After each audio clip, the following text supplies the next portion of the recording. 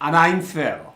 And we should have sound. I'm pretty sure we have. I've been fiddling around. Yep, we've got sound. First thing we have to say, thank you, Brian O'Brien, for your coffee donation. And you interrupted me. Well done. Perfect timing.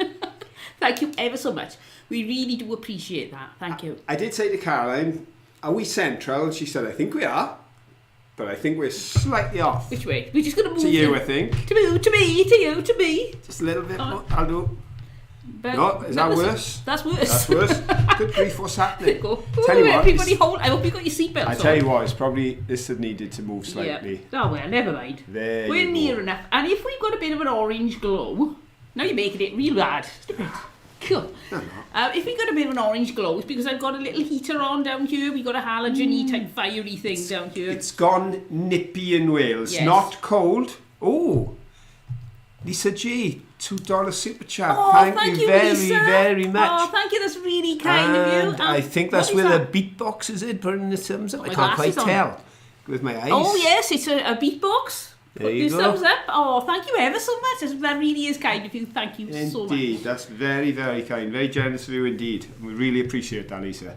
But yeah, it's not cold as in Canada and other places. Oh, no. We just need a bit of supplementary heating this evening. It's chilly, and because of the heating system we've got, it's daft to run the whole central heating when we are now down here at the end of the day. We're at the lower levels. We're in the basement. So much better to put the fire on. So yeah, I arranged it. Caroline's usually got it a little further away, but I rearranged the wiring. I've got a lovely glow. Look at that. You can pay a fortune for these Estee Lauder things to make your face look like it's glowing. It goes with your lovely yellow scarf. Yeah, it doesn't look as yellow now, does and it? my daffodil. And can I just say, folks? Yes, you can. I am wearing a daffodil buttonhole as we were celebrating St. David's Day this week.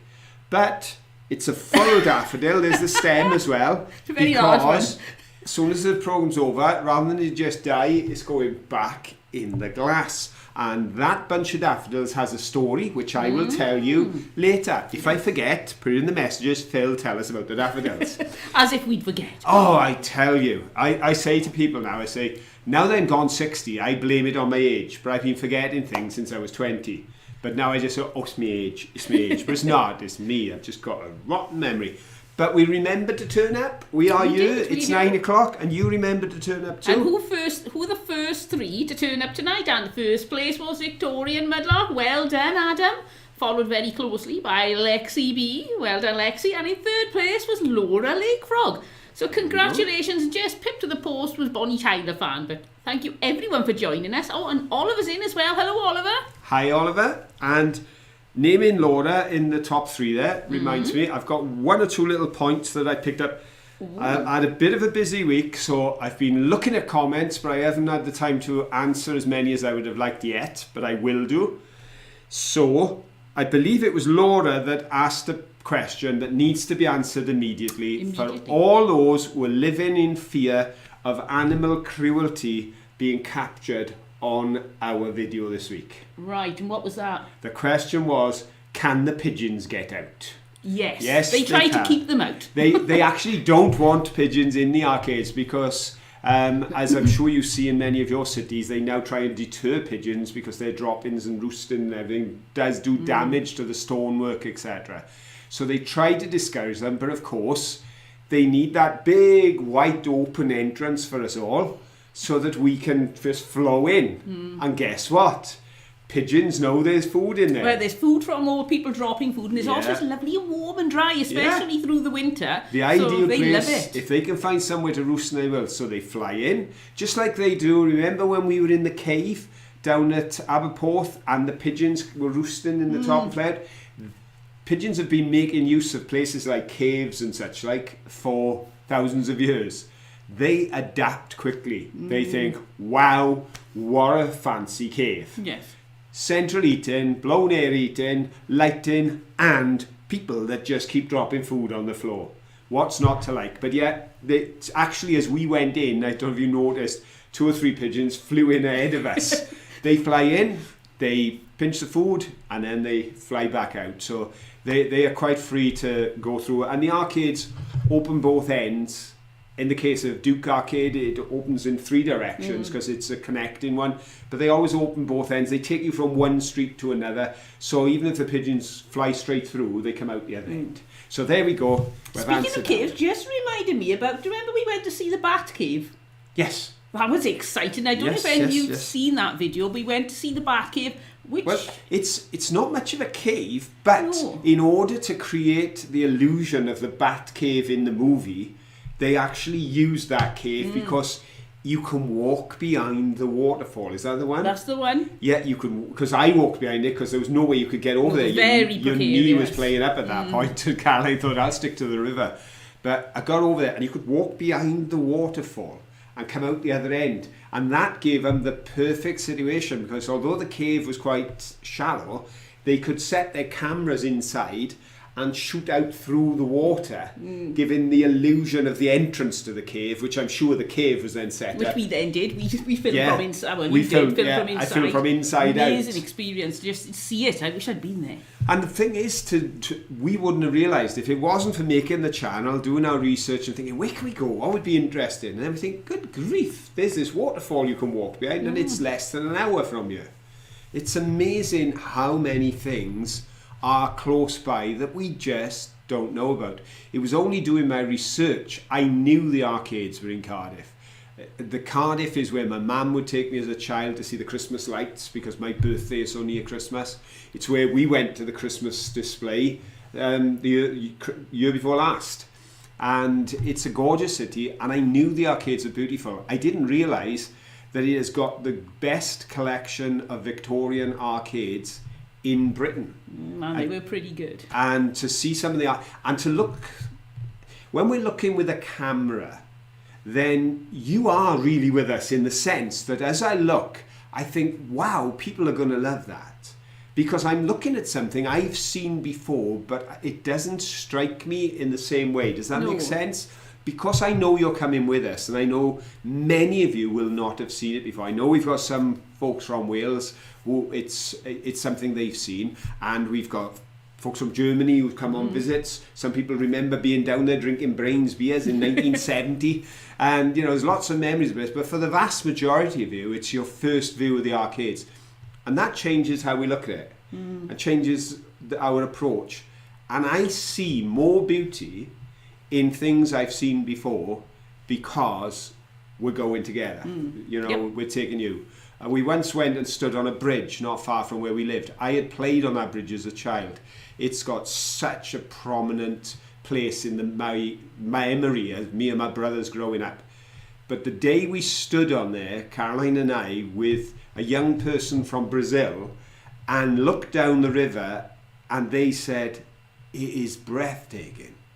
Suddenly I thought, it is, isn't it? It is. I would never have said it because I grew up in it. So thank you everyone for joining us on these adventures because you do make it. Oh yes, knowing you're all there with us, and I really do. I don't know if you can tell when I'm talking, but I really am speaking to you. Yes. I'm not just talking to the camera. As far as I'm concerned, we're all together. Yeah, and it was a good time to go. We thought, well, it's St. David's Day this week, so let's go film in the capital city. That seemed like a proper thing to do. Very proper. Yeah, and I got to show off my tie. Oh yes. Phil does love his crazy ties. We got something from Abigail here. It says, in the US, places like that, they broadcast a high-pitched tone that is above the human hearing. It's very unpleasant, so it discourages the birds. Now, we've got something similar for children. Yes. Apparently, children under 18 can hear it, and children over 18 can't. Adults over 18 can't. It's not foolproof. It's not, because guess who, of all the people I know, can hear it? I have got the brain of a child.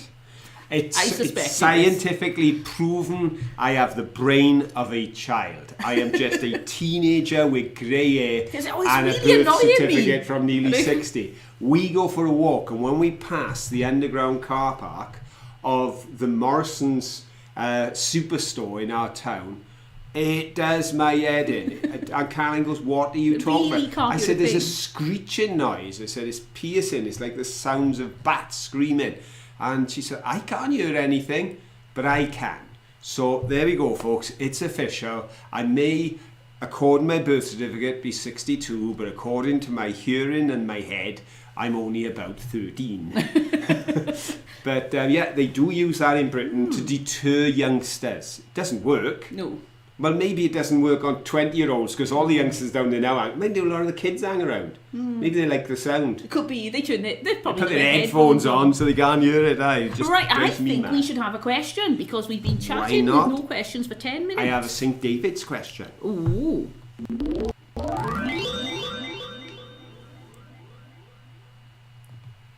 Okay, folks, this is one of them questions that gives everyone a chance because the answer was referred to in the video. When I was talking about St. David in the video, I mentioned that he was born in AD 500, which is a fair while ago, and he lived to a good age considering it was AD 500, the health service they had. He lived to 89. I also mentioned that he was a vegetarian. And some people believe that one of the reasons for the leek, as well as the daffodil, being a symbol for Wales is because St. David, leeks were the staple of his diet. He ate a lot of leeks, and it seems that's one thing me and him have got in common. I'd rather leeks in our stew than onions. Makes a difference. Oh, it does. If you ever make stew and you're using onions, try leeks, folks. You'll never go back. But I also referred to his birth. Now, all I want to know is, where does the legend of St. David's life claim that his birth took place? Was it A, in a cave, B, during a great storm, or C, on top of a cliff? Go. What are you thinking? The legend. We have to say the legend because, of course, there's no birth certificates, there's no newspaper reports, there's no eyewitness accounts. The life of the saints were often written after the saints' lives. A lot of the details for St. David can be very accurate because he established the cathedral, the monastic work and everything at the city of St. David's, the smallest city in Britain, or at least in Wales.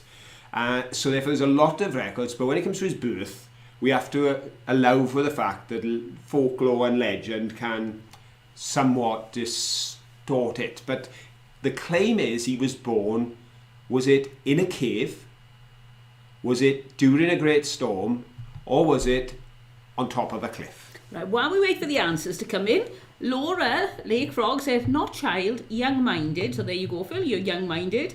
Thank you, thank you. I love you, Laura. Abigail said, Phil is a big kid. That's what makes him so much fun. And Kate said, is it your birthday tomorrow, Caroline, or do I have it wrong? I just got to check then. No, it's the day after tomorrow. We are going away for my birthday. I'm so excited. So we're going away tomorrow, back Tuesday, just for a couple of nights because I'm working Wednesday. But I said to Caroline, we'll get away for a couple of nights. And so the treats begin tomorrow afternoon and we'll end on Tuesday. So 48-hour birthday celebrations with the actual day in between. Because it is a birthday of significance because, as I said to Caroline, you now have 365 days to get yourself psyched up, set up and ready to put everything in place to make your 60s the best decade so far. Because you're 59 on Monday. I know. Oops. Here everywhere. 59 on Monday. Married a child, I did. Married a child. 17 she was when we got married. Like a lamb to the slaughter. 16 when we met. But there we go. Oh, Alexi said, apologies for the terrible joke I sent. Not at all. Not at all. I did read it. I didn't get a chance to copy it, but I did read it. Indeed. A joke that was brought back to Alexi's memory because of the statement about St. David rising up. It was some... I can't remember offhand, so I will make sure I get it right before I repeat it. Right. And as Lexi said, they never look as funny when they're typed as they are when you're sat in a room with a bunch of people all laughing and somebody says it. There was something about a doormat somewhere I was going to read and I can't find it now. Yes. Once Love Treasures, Paul said, we saw a Welsh doormat in a charity shop today and thought of you guys. Well, actually, I thought it reminded me of the Welsh rugby squad. A bit of a walkover. Ooh, cruel. All I can say is we've all gone through the highs and the lows, and you've got to stick with your team and your nation, whatever the season is. And in fairness, Wales have had it tough this time. They have not found their pace, and they've certainly not got the results everyone wanted.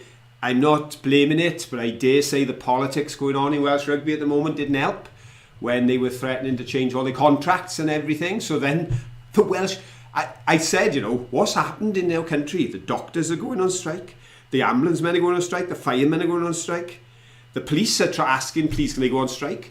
And now our rugby team was going to go on strike. Yep. Now that's the end, but they resolved it. So a lot of side issues, I'm sure, playing a part. But they'll come back. We will get a Grand Slam again at some point. But at the moment, we're just watching as others do better, shall we say. I think that's the fair point. Because I referred to the Welsh rugby when we were down, because you saw all the flags for the Six Nations. And the week previous, I mentioned that England, and that's always a massive match, whether it's here or in Twickenham, the England-Wales match is always a very big deal for both sides. Now we've got you on the rugby now, and you really need to give us the answer to this question before and we if I could forget just what say, it is. no, I'm just going to confess, what I didn't refer to was the result of that previous match when we lost 2010 to England. So I didn't mention it, but I will own the loss this time so that I can own the victories in the future. Right, the answer. Okay, well, I'm very sorry, Dan Fetters. You got in first, but with A, you gave me the only possible wrong answer. Of course, there were two correct answers because the legend said he was born during a great storm on top of a cliff.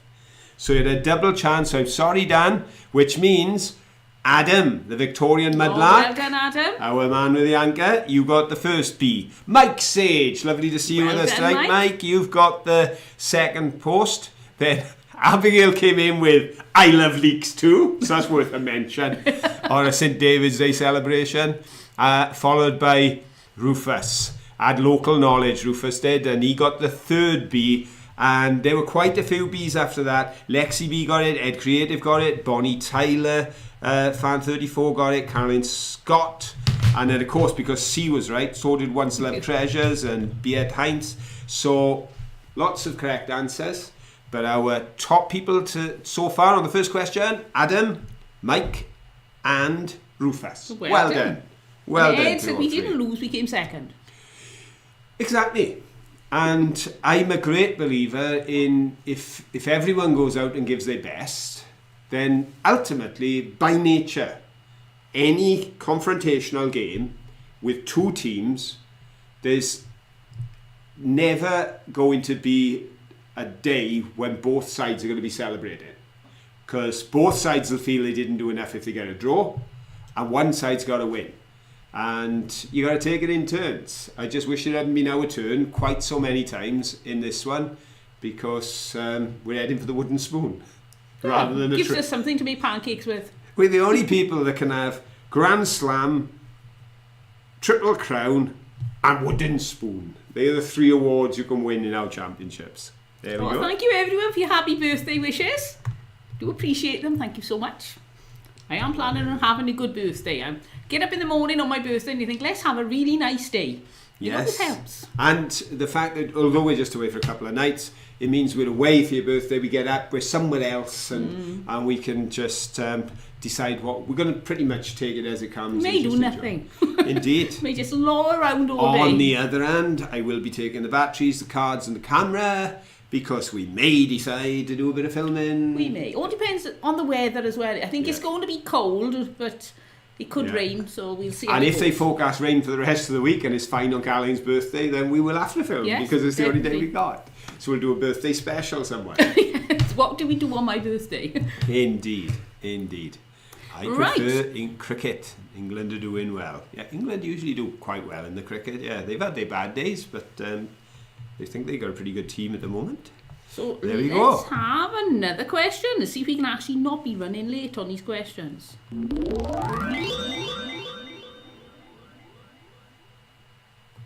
Right. You may have picked up on the fact that Caroline has her very own street in the capital city. Yep. It's Caroline Street. That's right. I do like to impress. Yeah. A street well known to all of us youngsters that used to go down to Cardiff, because it's where you bought your chips. nearly every chip shop, it seemed, in Cardiff was on that one street. For that reason, for many years, I didn't know it was called Caroline Street. No, we always just thought it was Chippy Lane. Ed, I know you're from Cardiff. Do you used to call it Chippy Lane? Or is it just people from up the valleys? That's what we've always called it, Chippy Lane. And today there are 3 or 4 chip shops left there, but it's more diverse in its distribution of foods. And of course, as you saw, where the Brains Brewery once stood proud in the centre of the city, there is now the Brewery Quarter, which again is all food. So they have continued that tradition of it being the food quarter of Cardiff. But it's a little bit more posh. It is. In places. Ed said they called it Chip Shop Lane, which is much more refined than Chippy Lane. Yeah, we valley people are common. We are. And Common Lexi said, Caroline Street, all about food. Doesn't surprise me. What are you trying to say? So on the basis of the fact that Caroline's Street was always known to us as Chippy Lane and Chip Shop Lane to Ed from the more sophisticated part of the country, I'm going to ask you a question again this week around the subject of fish and chips. Right. Oh, while we're at it, Rufus, if you know of Chippy Lane or Chip Shop Lane, what did you used to call it? Yeah. So I know you're from Wales. Anybody else from Wales? I can't remember who's in. Let us know what you called it.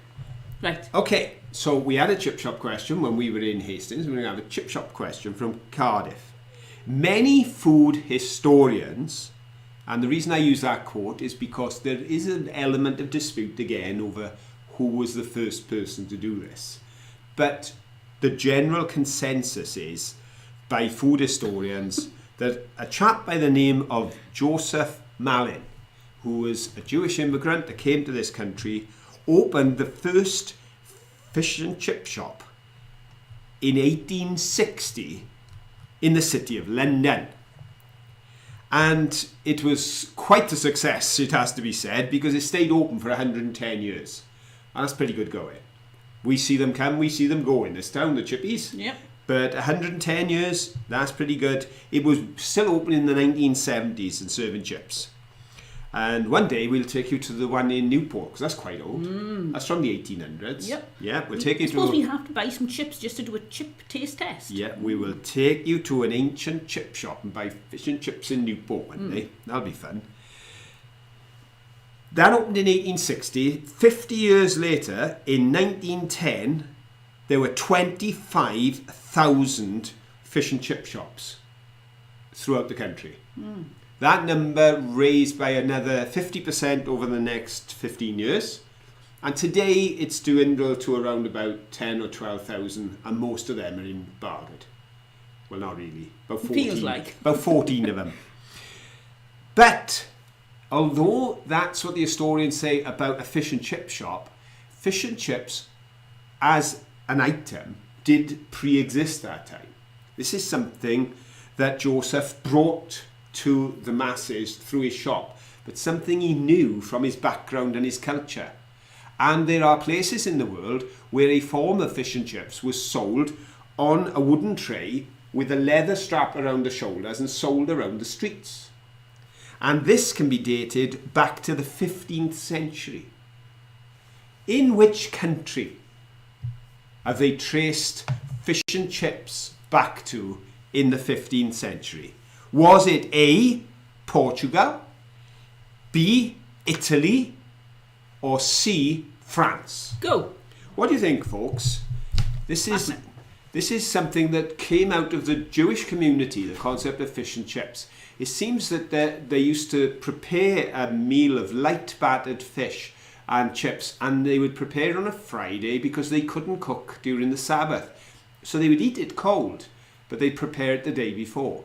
But then this developed to be in a meal that was then, because they took a liking to it, was a meal that because they served it cold, they could wrap them up and sell them from a tray. And they traced the concept of fish and chips as a meal, although not a fish and chip shop, back to the 15th century in one of these countries. It was the Jewish community in the country that actually brought this about. I want to know which country. Are you going to say A, Portugal, B, Italy, or C, France? Let's have a look. Oh, we've got a lot of answers coming in. We've got 62 people in, and I think at least half of them have had a go at this one. Oh, Pat Cardiff said, happy birthday, Caroline. I'm 74 on the 18th. Oh, happy birthday for the 18th, Pat. Hope you have a lovely day. Happy birthday. Let's have a look here. Let's have a look here. Who's got the right answer? Right there. Ooh, lots of answers in. Well done. There are lots of answers in, and I can see 3 correct answers on the first page. They are spread out. But I can see them. So here's the answer, folks. It was A, Portugal. Yes, it was the Jewish community in Portugal that they've traced back to the 15th century, who were making fish and chips as a packed meal because they were making them and then keeping them for the Sabbath. So, who got it right? First correct answer, Susan Hayward. Well done, Susan. Then, Beate Heinz. Beate Heinz. Well done, Beate. Yeah, and then Rachel Bailey. Well done, Rachel. I thought I was getting this right because I said Rachel last week and I got it wrong and I caused confusion. So there we are. We've got Susan, Beate and Rachel. For the 3 of you taking first, second and third. Well done. Excellent. Now, on the subject of food. Oh, we don't like to talk about food. On the subject of food. Tell me. Of course, we got, well, I say we. Caroline got to show you her half-eaten meal and I got to be eating on camera. Yes. See, that's Caroline's advantage of being camera woman. I get to be the one eating on camera every time. It makes me look like a greedy boy. But As if. Hazel did point out something. Right. She said, Phil, you have invented a new meal. Pizza and chips. I've never seen pizza and chips in the US. In the Welsh Valleys, everything's with chips. Yeah, number one, anything go with chips. Yes. But just to let you know, when I order the meal, it doesn't come with chips. But if I order the pizza, the margarita pizza, and Caroline orders the Beyond Beef or Beyond Meat, the vegan burger, the vegan burger comes with chips. But then Caroline looks at her plate, she's got the burger, and quite often the portion of chips means there's far too many chips, far too many calories, and she thinks, no, I'm going to enjoy my burger. I could eat them, really. Yeah, but I'm being good. She likes to be good. So Caroline then puts half her chips onto my plate with my pizza. So that's where the improvised pizza and chips came from, Hazel, just for you to know. Like I say, I haven't been able to answer it in the comments, but I did take 1 or 2 notes of 1 or 2 points because I thought, interesting. Does anyone else out there eat pizza and chips? Well, Rachel said, I saw the chips on your pizza and thought that's the most British thing I've ever seen. So there we go. You stereotypical British person. I'm a typical Brit. Well, do you know what? It was only when we went to a really nice lunch one time. It was with Toastmasters. It was a meal in the barn in the upper stairs. Oh, yeah. And we were all sat around the table and we all ordered our It wasn't a food. barn anymore. It had been done up. Yeah, the barn is a rather nice restaurant over that way. Llantriston Way, innit? And we were there for a meal with our fellow Laura. folks. Bye. Having a meal, may have been Christmas. That's when we usually have meals with the Toastmasters in those days, wasn't it? And the chap next to me, I think it was Andy, he was toying what to do, what to order with his lasagna.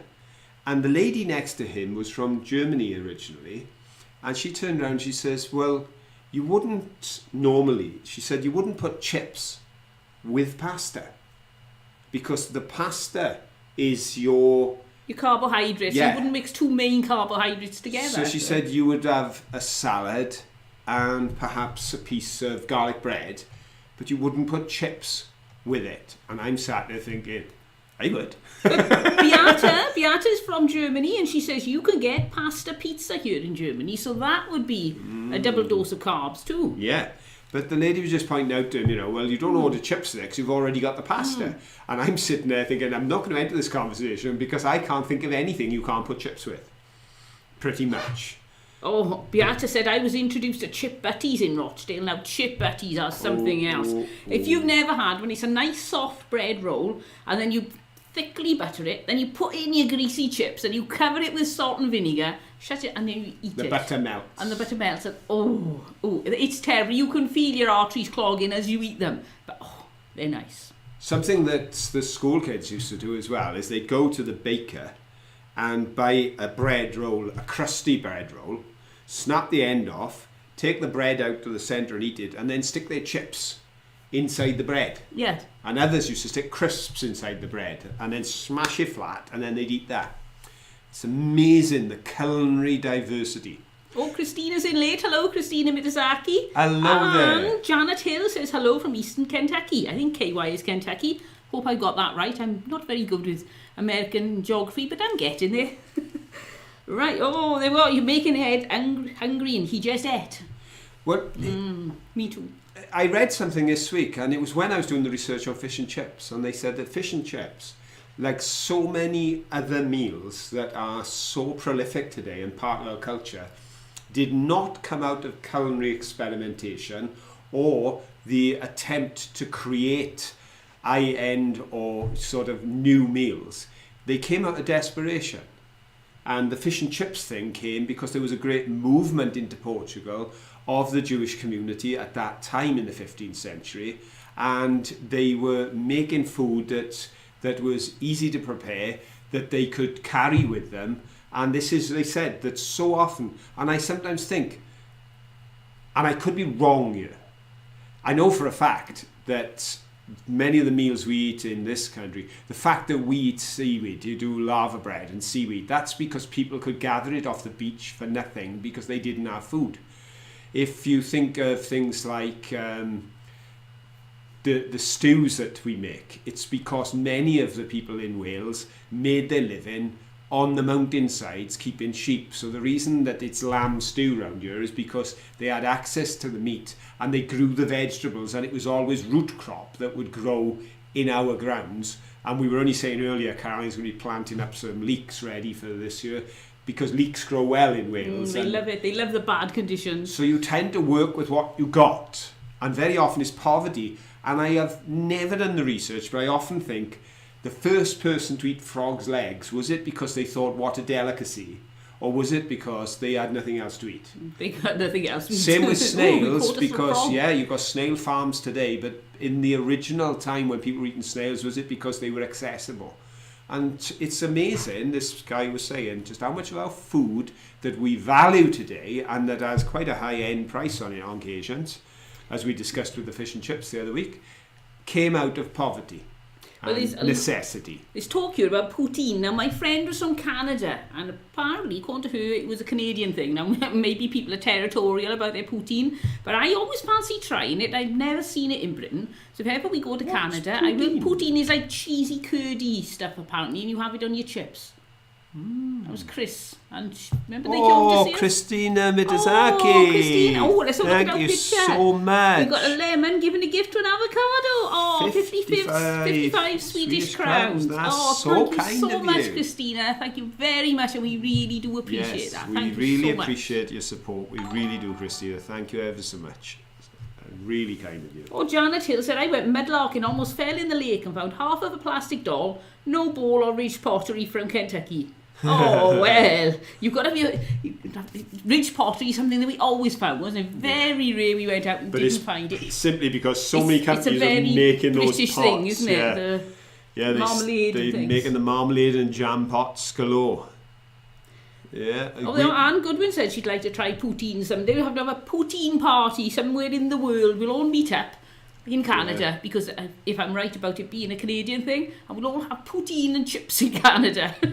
It's interesting, Lexi's raising the point there that we no longer eat with the seasons. No. And of course this has become very, very in the vogue and news in the recent times, because they've had bad weather in Morocco and bad weather in Spain. Mm-hmm. So Wales and Britain is not getting their salads during the winter, because our growers in Britain aren't growing winter salad because they can't afford the energy bills, because they quadruple. So they said, well, we won't grow them because no one's going to pay the price if we had to pass that on. We can't compete with the foreign market. And then you can't tell what the weather will do.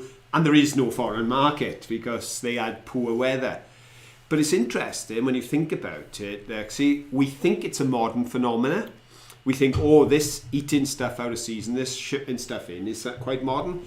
But it's amazing how the tastes of the Victorian times were developed by foods brought in from abroad. Because of the nature of the world at the time, because of the trading and everything, awful lot of stuff. That's where it all began, really. And probably began even before then, when the Romans were on their travels. I bet they were having their food brought up from Italy, so they could have the things they were used to. So I suppose we've always done it to a degree. Because I think there was one MP in Britain said, you should eat seasonal. If you can't get tomatoes, eat turnips. I'm sorry, I think you're going too far when you say you're going to put turnip and cheese in your sandwich rather than tomatoes. But we just live in a world now, of course, where we're not governed. We saw it, didn't we, when we were living in Spain? We saw the fields of stuff. And there were lemons that just never got picked. No, fields full of lemon trees, full of lemons, and nobody picked them. Well, one star wrote a book where he'd gone to live down there, and pop star or something, and he called it "Walking on Lemons." I think he was an author. An author, is it? Yeah, about his experience. Because of the. And he was driving on lemons. Driving on lemons. Well, other than that, spot on. Yeah, I was close. see, I'm getting there. Half the story. Driving over lemons, I think it was called. There we go. He said when he first moved there, he saw the lemons on the floor. So I can't drive over those. He picked them up, put them in his bag, took them home, and then there were more there the next day, and more there the next day. And it wasn't very long before he was doing like the locals. He just drove over the lemons. Well, we were in an avenue walking through when we were in Spain.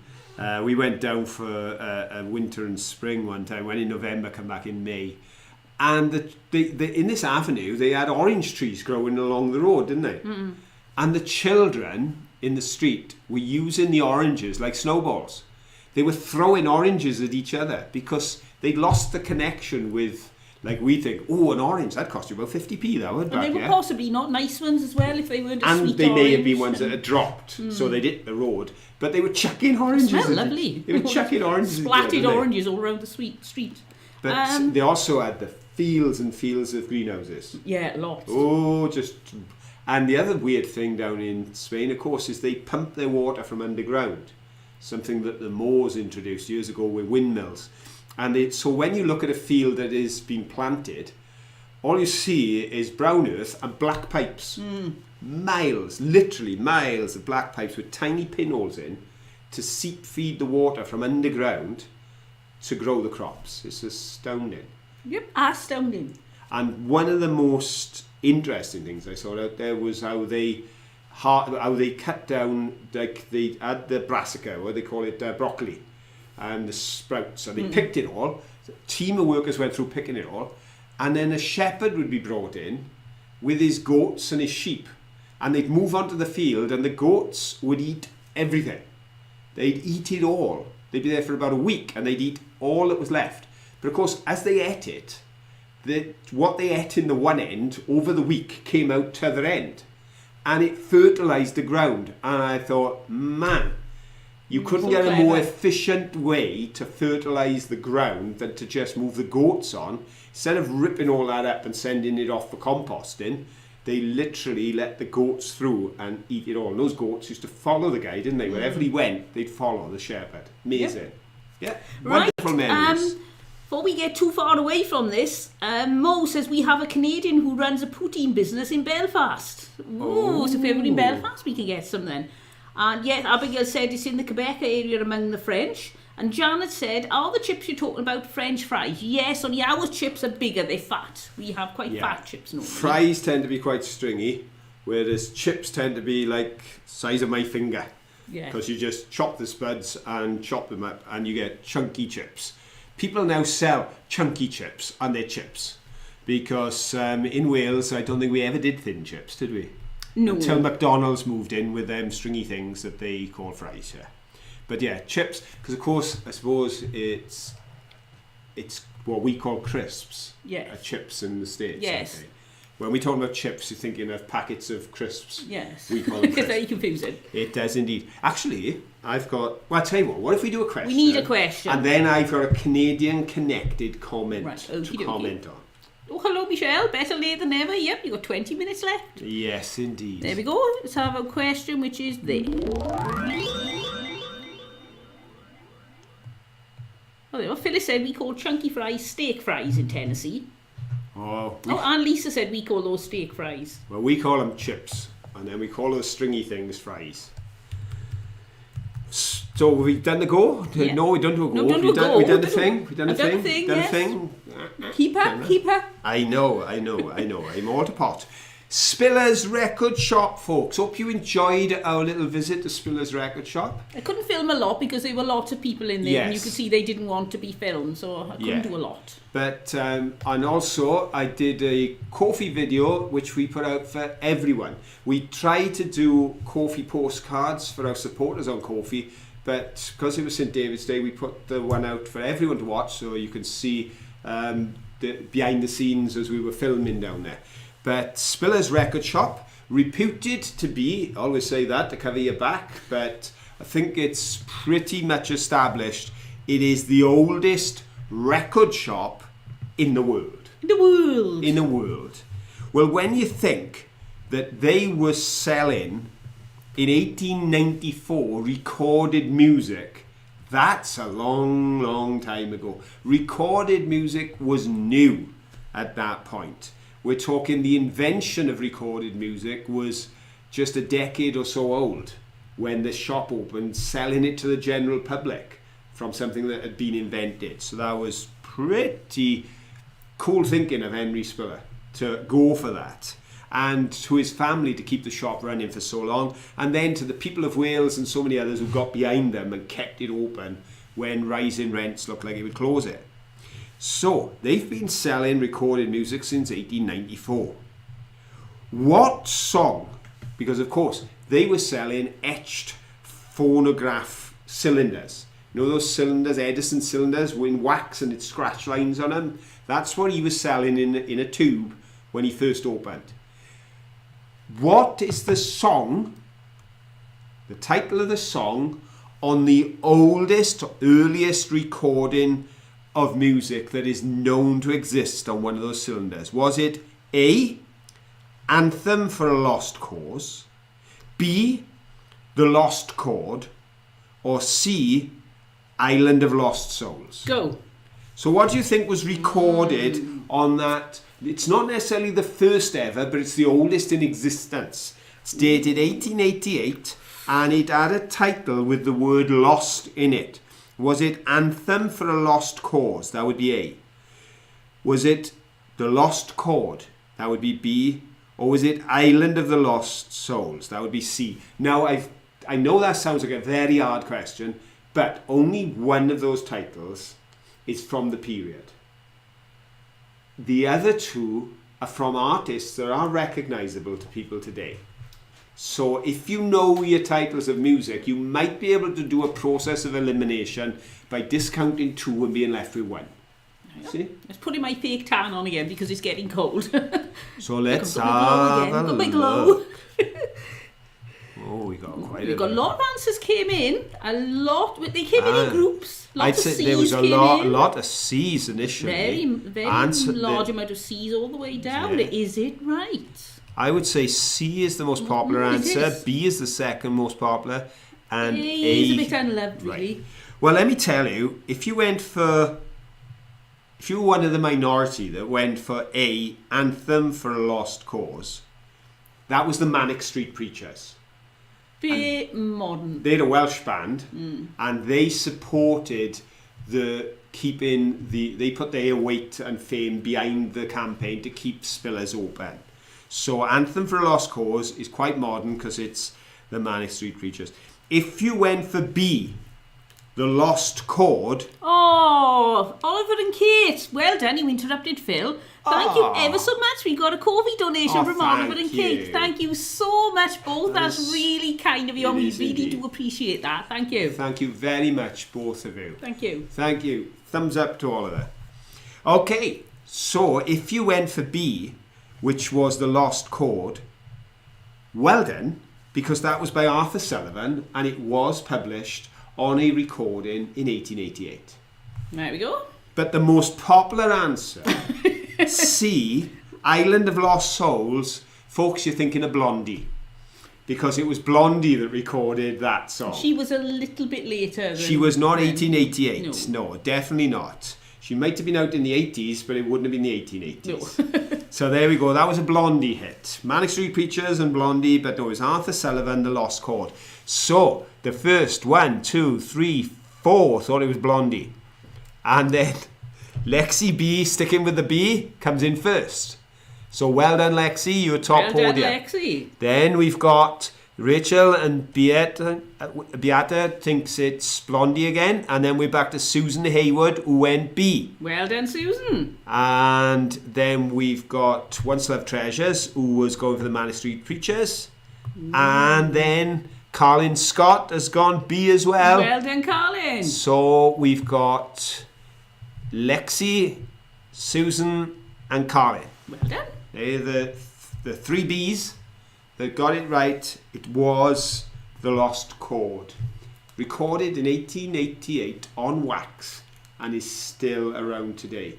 Because if somebody put it in that heavy cardboard tube they had and it got put away in a box somewhere in an attic, then if you found it, as long as it didn't go warm, there's nothing to damage it. You know, it could stay intact. But Henry Spiller, 1894, had the foresight to see this is going to be a thing. I can imagine a lot of people saying, it'll never catch. It'll never catch on. It's like people said, computers will never catch on. I remember, it was on BBC when one of the guys doing the interview there with somebody about the internet, they said, but what's it for? What use is it? Can you imagine, like, without the internet now? It's never going to be any use to anyone, so I don't see what all the fuss is about. And look at us today. We're completely, our whole economy is reliant on the internet. So, oh, hello, Billy Kissy from Istanbul. Very exotic. Lovely. All the way to the valleys of Wales. Fantastic. Lovely to see you tonight. Lovely you could join us. Yes, so interesting that Henry Spiller was a man of vision. He saw this and thought, I think it's going to take off. And in the heyday, they did so well. Like I said, they grew, they moved, they got bigger premises. But then the thing that nearly killed them, the internet, online, taking on the likes of Amazon and the rest, they were struggling, and the rise in rents. But people got behind them, they gave them the chance, they moved them into a new premises in that gorgeous arcade. Oh, it is nice. It is a beautiful arcade, the architecture is fantastic. And it's not a charity, it's got to make its own way, but they gave them that, they snatched it back because it was closed, and they brought it back to life. And I'm so glad they did, because it's part of the history of music for the world. And it's lovely we could share that with you too. Lovely we could share it with you. Oh, indeed. Jen said, hi all, I've been out clearing up 6 inches of snow. Oh. Wow. That's a lot of snow. Dear me. And Jen W said, Maine got it today. Still no snow here. They are saying we may get the odd flurry, perhaps a little bit of sleet on Wednesday and Thursday, I think. But I don't hold much hope for it. They're forever threatening we'll have snow, and we really do. Now, I did say I've got a Canadian connected comment. A Canadian connected comment. Oh, alliteration. I tell you, and I How literary of you. I know, and at this time of night too. It's the daffodil. It's inspiring me. Canadian connected comment. Go on then. Michelle Ann said, in Canada, when they talk about arcades, they think of penny slots, slot machines. If you use the word we call them arcades too, don't we? And that's what I wanted to say. We too use the term arcade for such places, and we often call them penny arcades because they used to have the penny machines. So that's a throwback to the Edwardian times. But the arcade that we were in, as you saw printed on the top, 1867, etc., those arcades are where they took the name for the penny arcade. And a lot of the penny arcades, the older ones, are built along the same theme, and they got all the metal all the glass filling in metal arches and things. Yeah. And now a modern arcade, which is just built out of concrete, is still called an arcade. Yeah, because we had shopping arcades, and they were the only arcades we had. So they were shopping, so they didn't bother to say shopping arcade. They said this is an arcade, which was, as you say, a passageway you went through that was full of various shops and different things. but it was between 1905 and 1910, because I looked it up, that these machines became really popular and put on seafronts and everything else, and people started to see the possibilities, not just having the odd random machine, but building an arcade. And they took the name arcade from the selection of shops, and they had an arcade with a selection of machines. So that's where the name transferred over. It became the penny arcades, and that's where it came from. So the arcades that we looked at, the Victorian ones, they were there prior to the Edwardian gaming arcades. But we're hoping to, in the summer, take you to Southport. Now, they have some lovely shopping arcades. They do. Nice there. They do. They're also famous for their afternoon teas. Lots of shops. You walk along, virtually all the shops are cafes with afternoon tea. Not that far from Blackpool. No. Which is another great centre of they call it the class. Las Vegas of the UK. Yeah. The Las Vegas of the North. Las Vegas of the North, yeah. And a great holiday resort of the working classes. So we'll be taking you to those places over the year, we hope. Yes, we've got some big plans for places to go. But there we are, just to let Michelle know, that's why penny arcades are called penny arcades. And we need another question because time is moving on.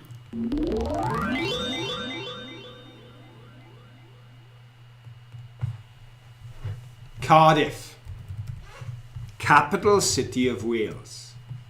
Correct. And interestingly enough, the first capital city in the world to gain the status of a fair trade capital, because the city took on the challenge to become a fair trade capital, and they did, and they were the first to do so. But how long has it been the capital city of Wales? Because for many years Wales didn't have a capital city. Has it been holding the title for A, 7 decades, B, 10 decades, or C, 15 decades? Go. What are you thinking, folks? If you think it's been the capital city for about 70 years, that's A. If you think it's around about 100 years, that's B. If you think it's around about 150 years it's been the capital, that is C. Rachel Bailey said, on a good day I can see Blackpool Tower from our coast. Oh, not far from there then. And Lexi said, you need to go to Skegness and have a photo by the Skeg Vegas sign. Yeah, that would be a bit of fun, wouldn't it? I went to Skegness when I was 8. We went on a holiday to Butlins. I just remember it was quite chilly.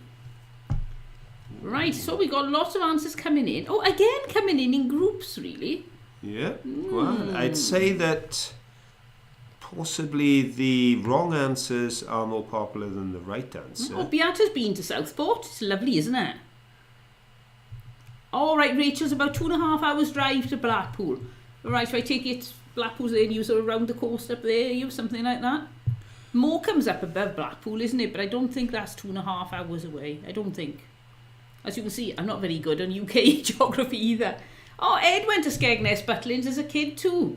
Oh, Butlins was the big thing, wasn't it? And to Butlins, and they had free fun fair. Everybody was so excited to go there. And free entertainment. Right, I'd better give them the answer if you want to get all the questions done tonight. 7 minutes to go. Right, and 2 more questions. So, here we go. The correct answer is there was a vote by all the local authorities, representatives, in 1954, choosing Cardiff. Aberystwyth got something like 11 votes, Carnarvon got 4, and Cardiff got something like 130 odd, which they say is democracy. It wasn't a close run thing. No, but that means that the official title of capital city was then announced in 1955, which makes it near enough 7 decades. So we're only talking 68.5 years that it's been the capital city. So let's have a look who went for A. Colin Scott again, well done, now Colin. on the gold podium. And now I got to scroll down because it's all C's and a couple of B's. Christina Mitazaki. Well done, Christina. And Karen Wright. Well done, Karen. There we go. So the Very first good. three in, Carlin, Christina and Karen. They've got the A's. Yeah, it's a very, very young capital. One of the youngest capital cities in the world. In the world. But it's a lovely place to go. It really is. It really does all that. You've got the bay as well as the city.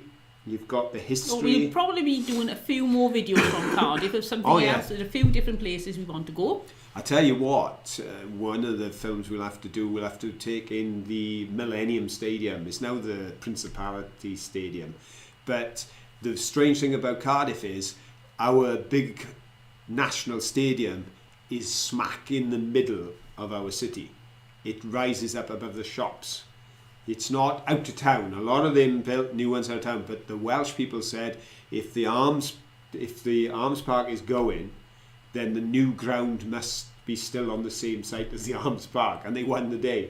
So rather than take it out to town on a shopping precinct about 5 miles out, they actually put it in the centre of the town. That's a sight to see. Oh, Eddie said, it's so bracing is the motto of Skeggy. Yep. I know, we've seen that. It's got a guy's hat blowing off from me on the thing.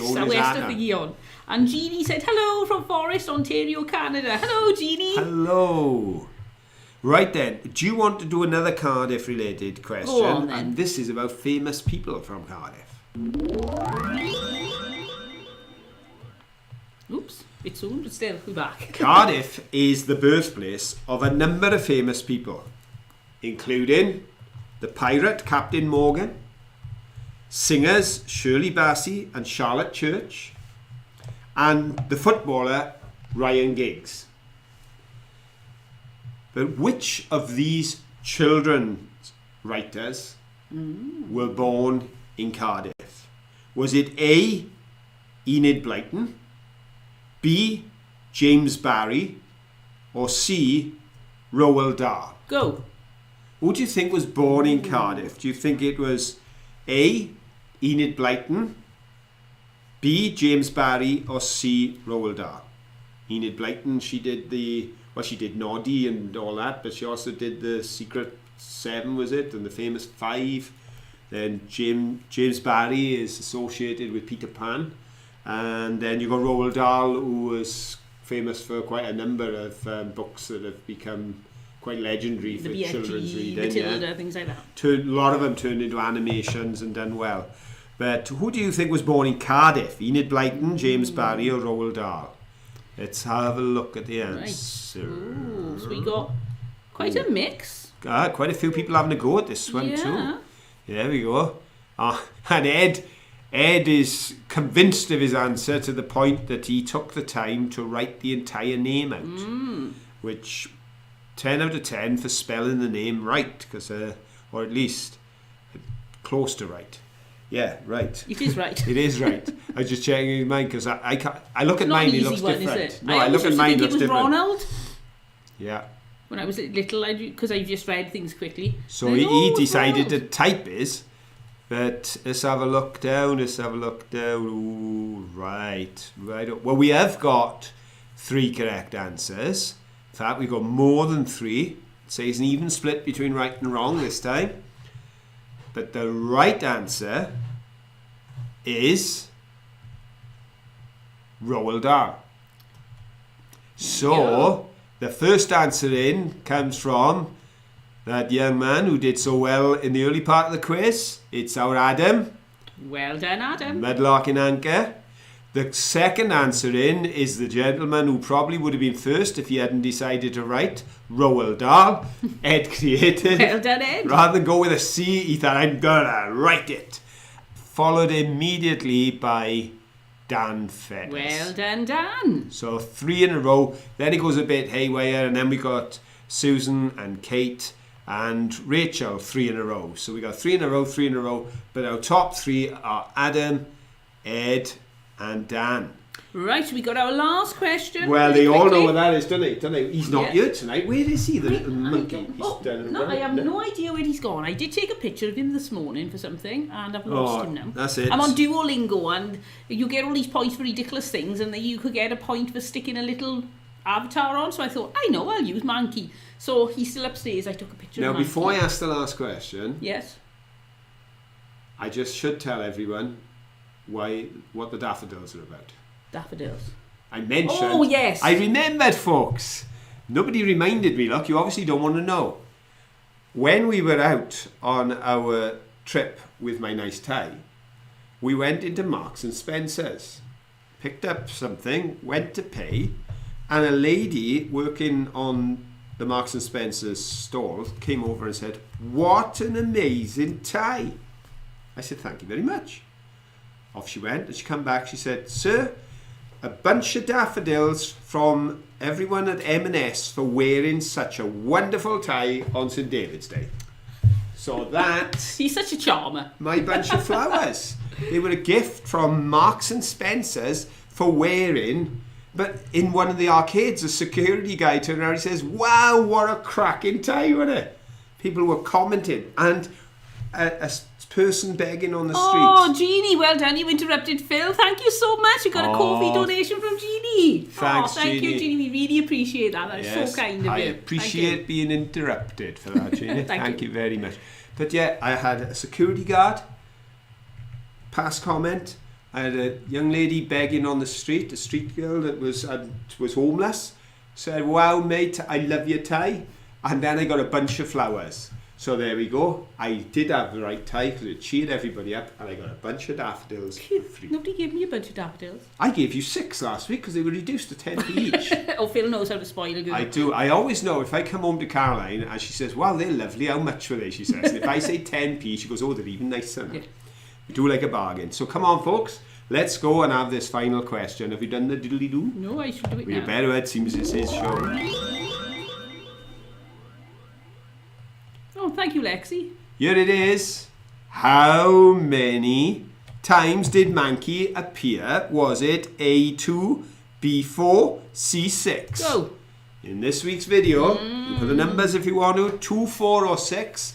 How many times did Manky appear in this week's edit of the show? Because he's with us, he's having a wonderful time, and he loves to pop up on camera every now and again. He does. And he loves being the fact that he is the last question of the night every time. Not that he's a poser by any means.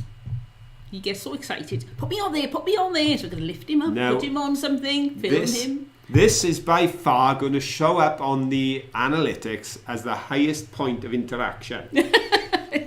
So many people are answering this, and because they were all psyched up for this one. Oh, Abigail said, no, Phil actually swiped them from somebody's garden. Oh, as if. No, it was a gift from Marks and Spencer's. I think he was saying about the ones that cost 10p. Oh, no, they were real honest. They were in Asda. We did have the yellow sticker on, so we can believe it. Asda are owned by Walmart in this I don't country. think they are anymore. I think They flogged them now. So. They were owned by Walmart and they flogged them on.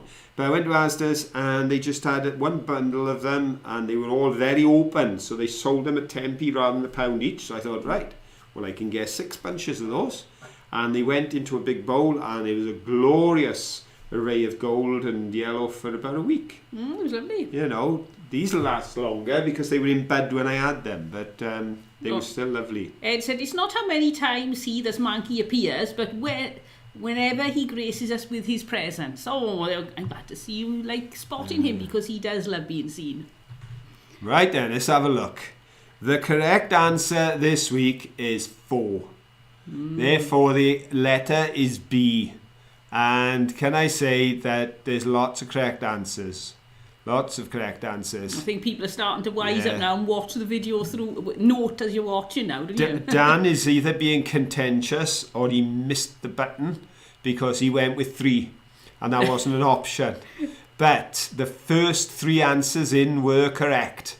So reading from the top, gold podium on the Manky bonus question tonight goes to Ed Creative. Well done, Ed. And the second podium for this bonus question goes to Beata Hines. Well done, Beata. And finally, third position, 3 in a row, here we have Michelle Grady. Well done, Michelle. There we go. Oh, Ed said Manky tired from running around those arcades. Oh, he did love it.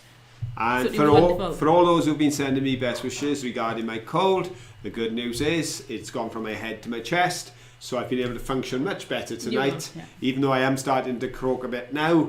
But I'm on the mend, and it's far easier to function when you haven't got streaming eyes, streaming nose, and your throat is so sore you can't speak. But I've got past that stage. Oh, Rachel, thank you. We got a $4.59 lovely. super chat. Happy birthday, Caroline. Have a treat on me. Oh, thank you, Rachel. Thank you, That's Rachel. so kind of you. I do appreciate that, and I will buy myself a little treat with that. Thank you so much. You will indeed. Thank you. Well, everyone, it's 5 minutes after the hour. Yes, we better go. Thank you for turning up. It's wonderful to have over 70 of you with us on a Saturday night. We do appreciate your company. As I said at the beginning, these trips would not be half the fun if you weren't there with us. Thank you for staying with us. Thank you for joining us on the trips. And let's all look forward, because good times ahead. We've got lots of trips coming up. Indeed. As the weather improves, we'll be able to go wild. Yep. Indeed. Okay, well, we better say goodbye. Right, so we'll see you all next time, but until then, don't forget, Have fun. Bye. Bye.